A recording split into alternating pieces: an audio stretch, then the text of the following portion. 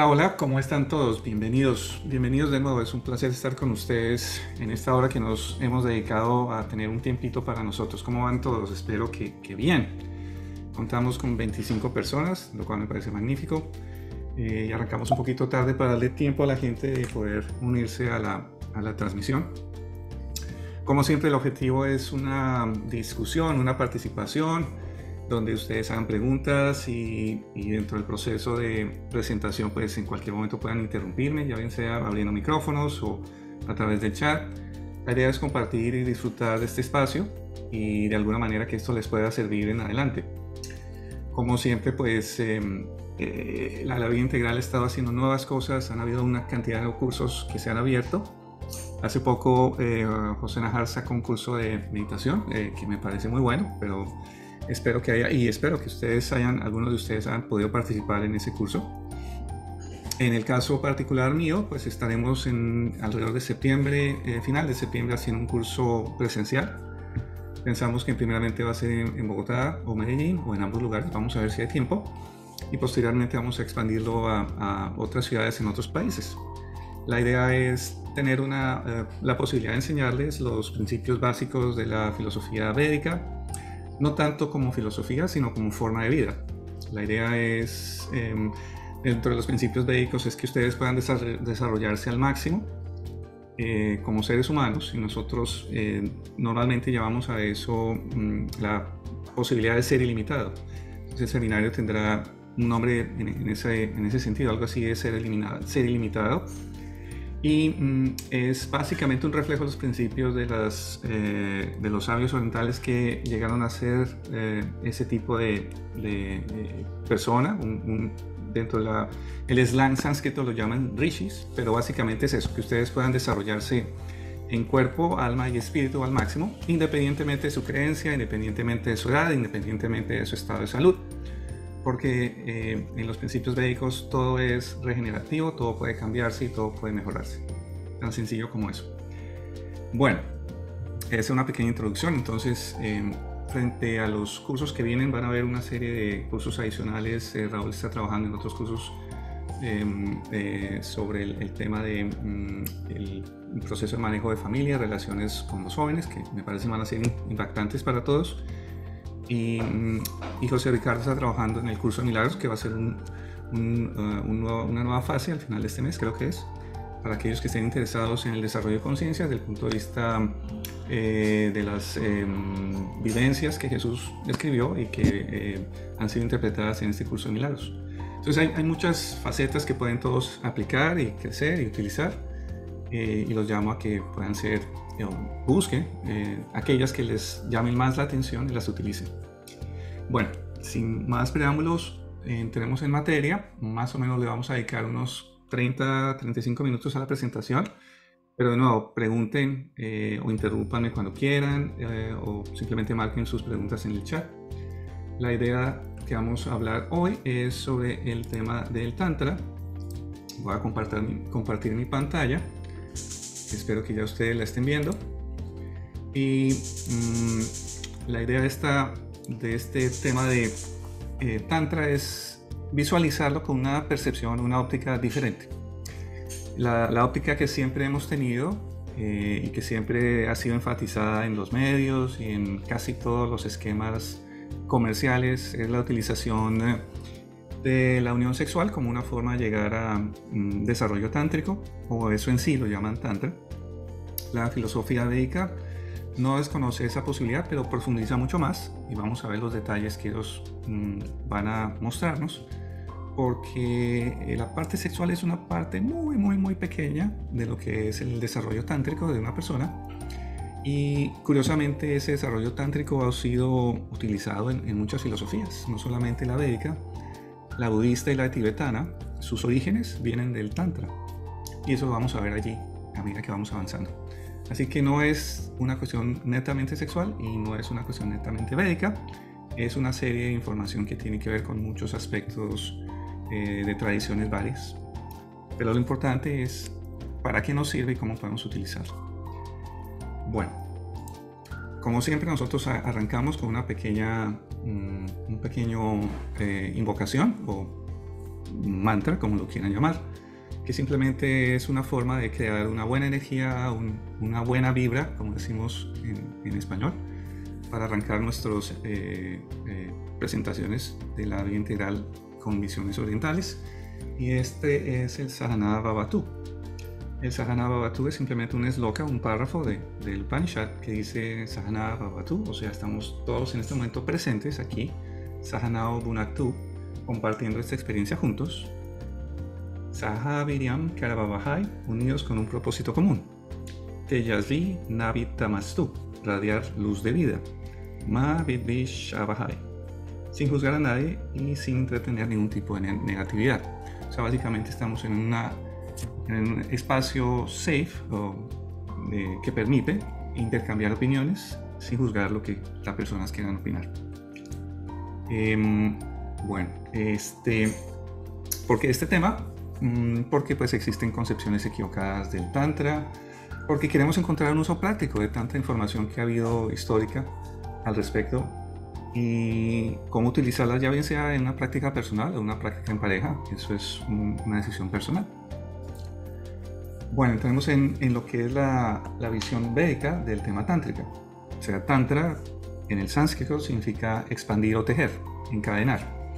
Y es una práctica que incorpora muchas cosas, una parte de respiración, una parte de meditación, una parte de posturas o asanas y en algunos casos repetición vocal como lo que llamamos mantras. Es toda una serie de estrategias que existen. Pueden ser utilizadas al tiempo o en forma separada. El Tantra, cualquiera sea el origen, enfatiza la experiencia interior. Es estar en el momento presente. Y lo hace de forma diferente a muchas filosofías, muchas formas de hacerlo. O sea, no solamente enfatiza la parte interior, sino que busca conectarse con el exterior. O sea, a la vez que estás interiorizando a través de una meditación, de una contemplación, de una relajación, también buscas conectarte con la parte externa. ¿Pero cómo? Vamos a ver más adelante cómo, porque solamente lo hacen de una sola forma. Y el origen es un origen muy antiguo. Es durante el periodo védico un vacío, el periodo en el cual desafortunadamente había mucho dogma y ese dogma lo manejaban los sacerdotes. Y bajo esos dogmas las mujeres no tenían ninguna presencia, ningún modo de decir ni opinar nada. Y ellas pues en muchos casos eran mujeres muy desarrolladas en conciencia. Entonces, desde el punto de vista chamánico, las mujeres en esa época desarrollaron su propia tradición y eran ellas las sacerdotisas que inicialmente arrancaron con este proceso tántrico, que era disruptivo para para ese momento histórico en India. Entonces involucraba muchos procesos chamánicos que tenían que ver como el proceso de liberarse de ese dogma que estaba establecido. Y al fin y al cabo querían explotar rituales espirituales. O sea, ese es realmente el significado con el cual se originó el Tantra. En el camino védico ellos dicen, bueno, hay muchas partes, pero digamos las esenciales son interiorizar, o sea, enfatizar, como decíamos, el camino interior a través de estos medios que acabamos de decir. Lo más importante, buscar la iluminación, o sea, este estado de conciencia especial, único, que no es el estar despierto, que no es el estar dormido, que es un estado intermedio en el cual tienes una visión de unidad con el universo. Hoy en día lo llaman trascendencia, pero es mucho más profundo, pero ellos lo llamaban esa unión, esa iluminación, en el cual lo asociaban con las energías positivas y negativas del cuerpo, que llamaban Shiva y Shakti. Más adelante hablaremos de eso, para alcanzar ese estado máximo de elevación, de ser. Y siempre lo enfatizaban como un proceso en el cual involucraba la gratitud, el reconocer que todo está interconectado y que eres responsable de todas las cosas que tú tienes conexión en todo momento. Entonces, entrando a la parte que es la más común, la más comercialmente vista, vamos simplemente a tocar el tema y a relacionarlo con lo que hoy conocemos desde el punto de vista científico, para ver qué es lo que realmente ocurre. Como mencionábamos, el Tantra antiguo, uno de los maestros importantes era Abhinavagupta, que fue el creador de la filosofía tibetana budista, que hoy, entre otros practicantes, está el Dalai Lama. En esa filosofía, Abhinavagupta enfatizaba el hecho de que tenía que haber una experiencia humana en el proceso de estar meditando para poder desarrollarse en conciencia, y que esas experiencias eran válidas. Si la persona tenía que ir a la utilización de una droga psicosomática o el sexo o de algún elemento chamánico para desarrollar esa conciencia, era válido. Y ese proceso tántrico se fue refinando en todas las corrientes antiguas, particularmente la budista y efectivamente en la védica en algún momento.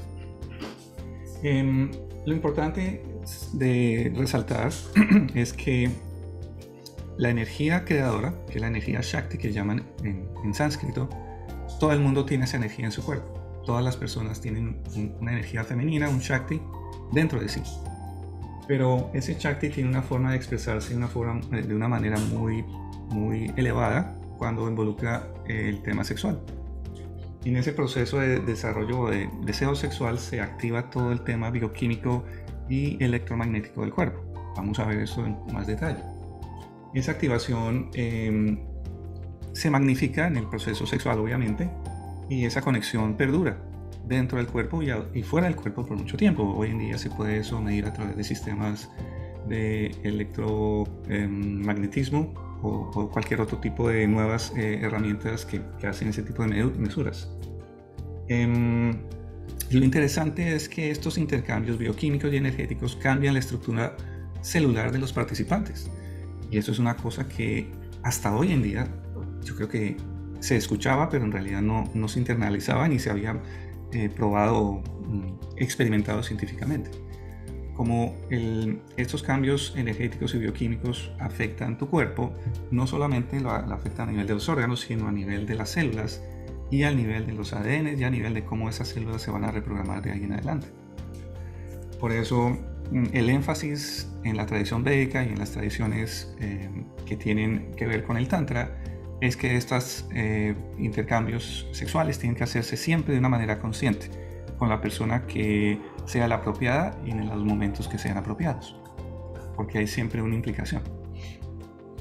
Ahora, en la filosofía china existen lo que se llaman los meridianos de acupuntura, que aquí los presento porque en la filosofía védica también existen. Son los puntos marma, o por donde corre la corriente electromagnética del cuerpo, y siempre se había pensado que esto era ficción. O sea, la acupuntura funciona. Si tú vas y haces una acupuntura para cualquier tipo de dolor, funciona bajo ciertas sesiones durante cierto tiempo. Pero siempre se decía que no era fácil o que no era posible detectar estos meridianos, estos puntos de acupuntura. En el año 60 cambian las cosas. En el año 60 hay un señor en Corea del Norte, Bogan Lee Kim, que encuentra que sí hay una fisiología de estos tubitos que existe alrededor del cuerpo. Él obviamente trabajaba con animales y encontró que estos meridianos no tenían nada que ver con el sistema linfático, nervioso o sanguíneo. Eran un nuevo sistema, pero como el señor está en Corea del Norte, pues nadie le paró bolas. En un tema político. Solamente fue hasta el año 2004 y recientemente en el 2012 donde nuevos desarrollos permitieron demostrar que estos canales existen, y como pueden ver aquí en esta fotografía, son estos canales azules que son realmente diminutos y que tienen varias características. A razón del señor Bongan, pues lo llamaron los ductos Bongan, que hoy están siendo estudiados con mucho detalle, porque transportan el ADN y porque tienen que ver con el manejo de cómo las células se comunican. No sé si ustedes conocen, pero si no, pues les menciono. Las células entre sí, hoy en día, sabemos que se comunican a través de biofotones o de luz. Y hasta ahora encontramos que estos sistemas son transportados por estos pequeños meridianos que los llaman conductos Bogan. O sea, hemos encontrado que finalmente lo que por miles de años se utilizó y se practicó como el tratamiento de acupuntura o el tratamiento marma, efectivamente tiene una base fisiológica cierta. Y profundizando mucho más allá, En la tradición védica se habla de los chakras, que seguramente ustedes han escuchado hablar muchas veces. Esos chakras han logrado hoy en día encontrar científicos una asociación entre el campo energético de ciertas glándulas, comenzando por la próstata, las gónadas, la adrenales, las thymus, la tiroides, la pituitaria y la pineales, están asociadas con esas locaciones donde hay mayores frecuencias electromagnéticas en el cuerpo. ¿Y esto qué quiere decir? Que toda esta filosofía que por muchos años hemos escuchado y que siempre se ha descartado como mística y poco realista, efectivamente poco a poco se está encontrando, tiene una razón fisiológica y una razón científica detrás. Finalmente, una cosa importante dentro del tema tántrico es la importancia del corazón, de la energía del corazón. En el diagrama anterior veíamos que el anahata está centrado en el cuerpo humano. Es el chakra que está todo en el centro y define del punto de filosofía oriental dos esquemas, la parte superior y la parte inferior del cuerpo. Entonces, en la filosofía oriental, casi todas, particularmente la tántrica, se dice que uno busca siempre mover la energía de abajo hacia arriba, de los chakras inferiores hacia arriba, para elevar su conciencia. Y casualmente el corazón, que es el centro, desde el punto de vista electromagnético, tiene una característica. Este diagrama muestra la frecuencia o el toroide que genera como resonancia electromagnética el corazón. Uno pensaría que desde el punto de vista de órgano el más importante es el cerebro, pero en términos de campo electromagnético el más importante realmente es el corazón. Y obviamente los campos se sobreponen y se sobrelapan cuando hay interacciones, sobre todo sexuales, pero también de meditación, que también es una cuestión interesante de resaltar. Y todo esto que tiene que ver con el tema práctico. Que todo esto es transmutable. ¿Qué quiere decir? Que toda esta energía que Abhinavagupta, que todos estos sabios orientales hablaban de transmutar, se puede mover de abajo a arriba. ¿Cómo? Con técnicas de respiración.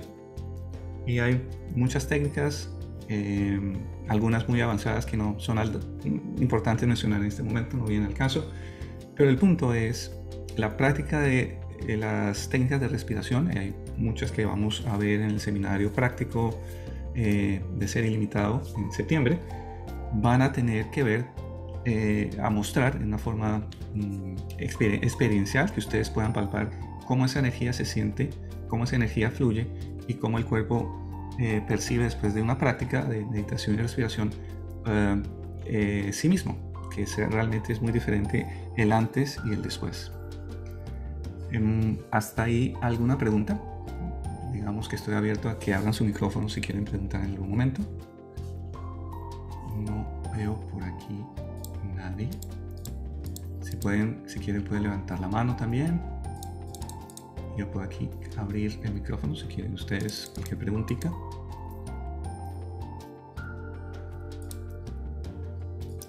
Bueno, percibo que por ahora no hay nada, ¿vale? Bueno, ahora veamos la parte, el capítulo siguiente. El capítulo siguiente realmente tiene que ver con el para qué, que es realmente la parte profunda de todas estas experiencias que comercialmente se hablan más desde el punto de vista sexual. Y es importante resaltar, el Tantra es solamente tal vez un 5% de los textos escritos históricamente. El 95% habla de cómo desarrollar tu estado de conciencia y cómo crear una conciencia tántrica. Y eso es lo que yo quiero enfocarme, porque realmente desde el punto de vista práctico es como tú puedes utilizar estas técnicas para tu desarrollo personal.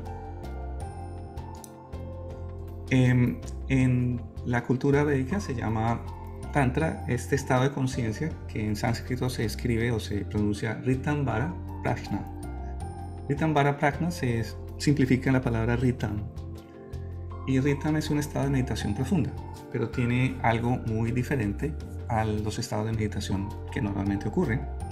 Y es que permite estar en un estado en el cual coexiste tus pensamientos y tu awareness, tu conciencia, la profundidad en la cual estás sumergido en ese instante. Ritam es realmente la frontera, ese pequeño momento o instante o esquema en el cual estás cruzando o estás sosteniéndote al borde de trascender hacia lo ilimitado. So, el rhythm es básicamente esa pequeña frontera. Y lo interesante es que bajo ciertas prácticas, como mencionamos anteriormente, de respiración y de meditación, sobre todo en la tradición védica, la meditación védica, puedes llegar a profundizar en ese estado rhythm a través de mantener tus ojos abiertos, que es algo que no es muy común, pero es la práctica que poco a poco se enseña en este proceso de tradición védica y que implica llevar una conciencia tántrica. O sea, ¿qué es esto? ¿Qué significa en términos prácticos? Que bajo el proceso de practicar la meditación védica común y silvestre por un tiempo, y en este caso sugerimos que sea 2 veces al día, 20 minutos, por varios meses, si no son años, pero el punto es practicar y practicar. En algún punto, bajo estas técnicas que vamos a enseñar en algún momento en estos seminarios, tú puedes utilizar, además de la meditación, la respiración para llevarte a estos puntos de borde, a estos puntos de límite. Y no tienes que esperar 16 años o 5 años o 1 año. Esto es simplemente un proceso en el cual la práctica que tú hagas continua puede llevarte a estos esquemas de conciencia tántrica. Y en esta conciencia, pues como les decía, hay algo interesante. No solamente estás en el límite, sino las cosas van comenzando a generarse de una forma serendípica, digamos. O sea, de una forma, no lo llamaría casual, sino causal. En el proceso de estar en esos estados de rhythm, todo se va armando, todo se va creando, todo se va organizando como un rompecabezas. Ese entorno, esas situaciones se van ejecutando una y otra en todo momento. Entonces es muy interesante porque los meditadores que llevan tiempo practican el rhythm con miras a utilizarlo en sus vidas diarias. ¿Cómo? En general, una persona normal y corriente en su profesión siempre está en el proceso de anticipar y planear las cosas. En la práctica meditativa, un participante o un profesional que lleve practicando estos esquemas por tiempo no necesita estar siempre planeando y esquematizando y organizando lo que viene. Simplemente el entrar en esos estados rhythm le permite accionar, tiene una claridad frente a lo que viene y simplemente al salir de su meditación integra esa claridad y ejecuta lo que tiene que ejecutar. Pero como tiene claridad lo ejecuta muy rápidamente, en menos tiempo de lo que le llevaría la práctica de organizar y planear y estructurar. Entonces, lo que quiero decir es, la parte magistral de todas estas filosofías orientales que tiene un impacto práctico para tu vida es que en la medida en que tú practicas estas meditaciones, estas respiraciones, estos procesos, puedes llegar a tener una intuición muy clara de cuál es el siguiente paso a ejecutar continuamente, con tus ojos abiertos. No necesitas cerrar los ojos y meditar 20 minutos toda la vida, no. Entras, ejecutas y tienes una idea muy clara de lo que es lo que viene a continuación. Creo que espiché aquí, espiché varias cositas que me salté. Entonces es algo interesante, puedes maximizar tu creatividad y ese es el objetivo realmente práctico de lo que son estos métodos médicos. Entonces hay 3 formas de cómo practicarlo. Claramente la respiración es el proceso más importante y más fácil de utilizar y practicar, porque la respiración, bajo el esquema de respirar bajo ciertos parámetros, bajo ciertas formas en las cuales tú cierras, aquí se hablan de los bandas, pero en general, digamos, si tú cierras, por decir algo, tu nariz, por decir así, tú estás aplicando cierta presión en cierta parte del cuerpo y al respirar de esa forma o simplemente dejar de respirar y contener el aire por un tiempo, estás aplicando cierta presión en tu cuerpo, la cual genera cierta energía y bajo ese proceso somático de respiración, el efecto posterior en la respiración, en la meditación es muy diferente al no hacer esta práctica. Entonces por eso en la práctica védica se enfatiza siempre hacer una respiración primero, de cierta forma, y después entrar en la práctica de meditación. que se puede hacer ya bien sea en pareja o en solitario, dependiendo del objetivo que tú quieras. Y con el tiempo comenzarla a hacer de una forma avanzada con los ojos abiertos. Esta es la esencia de lo que nosotros vamos a poco enseñar en nuestras prácticas de ser ilimitado en seminarios presenciales, porque nuestro interés no es tanto que esto se quede en un concepto intelectual, en que ustedes lo hayan visto hoy y se les olvide mañana, sino que esto ustedes lo lleven a la práctica diaria. Y la práctica diaria casi siempre implica manejar el estrés, manejar los jefes, manejar problemas familiares, manejar problemas de dinero, manejar problemas de salud. Y eso es realmente lo que en el fondo estos métodos buscan, que tú lleves toda esta filosofía y toda esta metodología a algo útil y práctico en tus vidas. Entonces, perdón, aquí un segundito, ¿qué me pasa?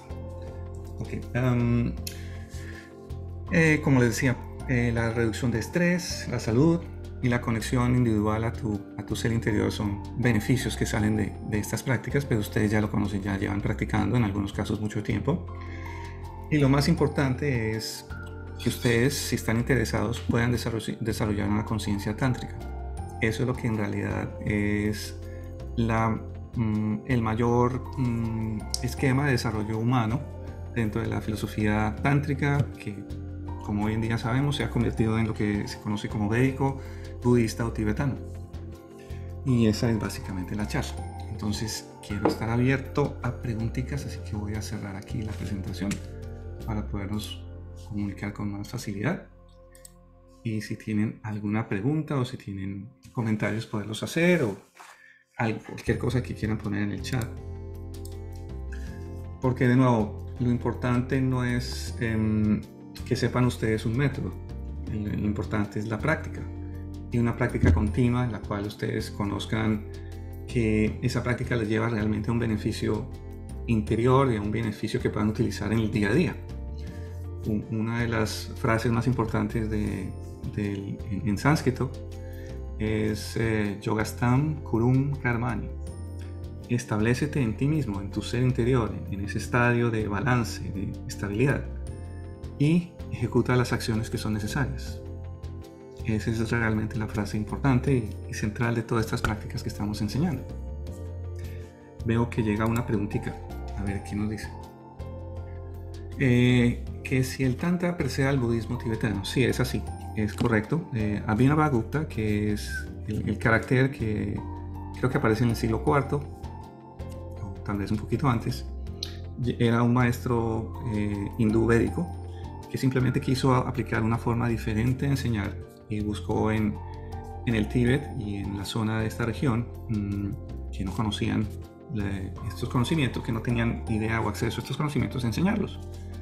Y si tú le preguntas a cualquier maestro tibetano budista que te hable de Abhinavagupta, pues te va a decir, wow, ese es el non plus ultra, ese es el estándar, ese es, comillas, nuestro Jesús, el avatar, el que vino y nos enseñó. Muy bien. Entonces sí, dentro del desarrollo tibetano y budista, sí. Obviamente eso se desarrolló una vez este maestro murió, en muchos esquemas y interpretaciones. Y obviamente Abhinavagupta es uno de los tantos maestros, pues obviamente Buda es otro maestro.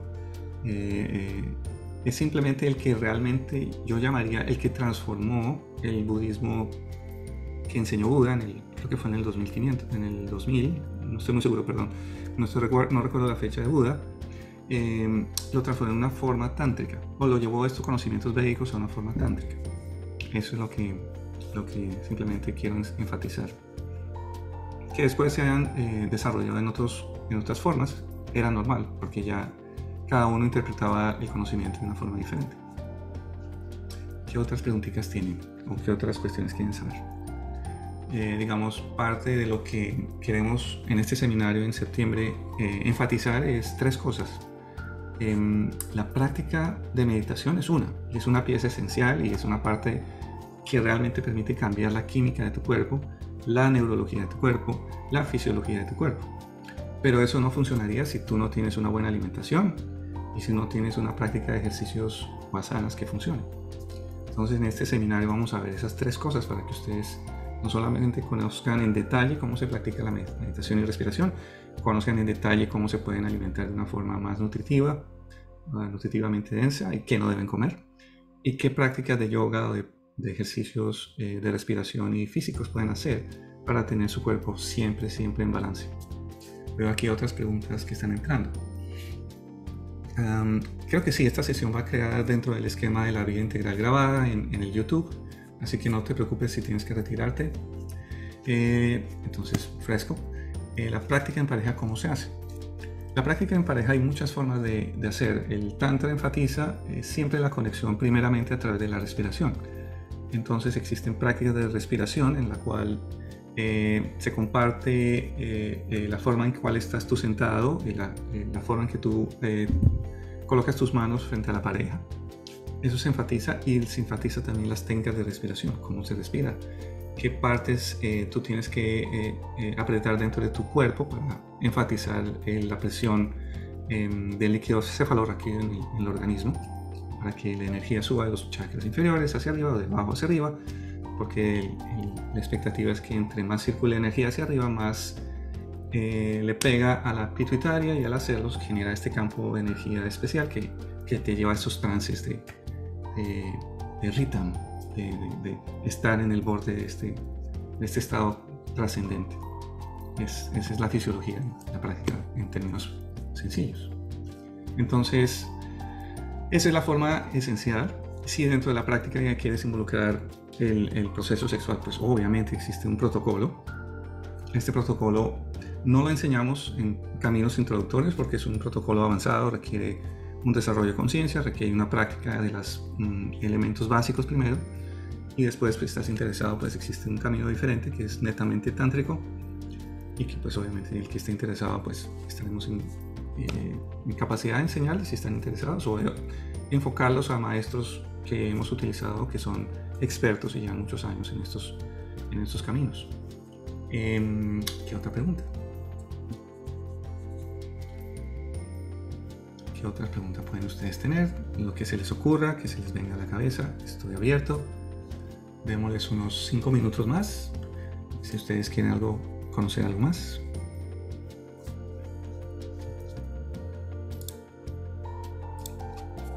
A ver.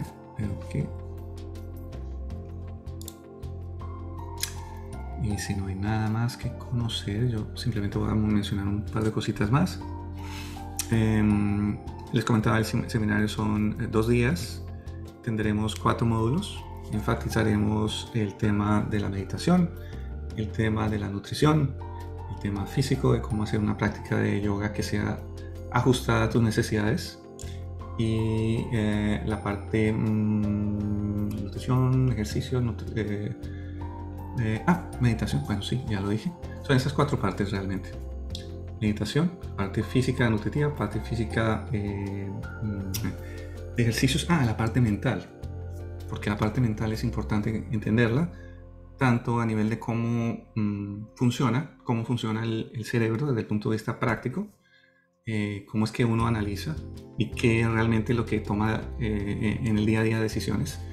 Seguramente ustedes me han escuchado muchas veces decir que el subconsciente toma el 95% de las decisiones diarias, porque simplemente se refleja o se remota a recordar lo que uno aprendió y a proyectarlo a futuro, o básicamente utilizar lo que está grabado en el disco duro y repetirlo. La decisión consciente es tal vez un 5%, y la idea de todas estas prácticas es que ustedes puedan cambiar la proporción, ser más conscientes y tomar decisiones de una forma consciente continuamente, y dejar el subconsciente que tome lo que es metódico o práctico, o que ustedes no están interesados en usar, en utilizar o diagnosticar, como es la respiración, el proceso de enviar el sistema sanguíneo, manejar eso no te interesa. Te interesa en todas las decisiones que tú necesitas tomar en cosas prácticas. ¿Qué debo hacer? ¿Qué cuestiones qué ruta debo tomar en el trabajo? ¿Cómo aproximarme a mi jefe para que el tipo me suba el salario? ¿Cómo manejar una relación con mi esposa que sea ideal? Todas esas decisiones se hacen de una forma consciente. Y la idea de este seminario presencial es que ustedes no solamente conozcan, sino practiquen estos métodos. en forma presencial para saber, uy, esto no me funciona, esto me funciona, ¿cómo funciona? ¿Qué hago aquí? ¿Qué hago allá? Y de esa forma lo lleven a su vida.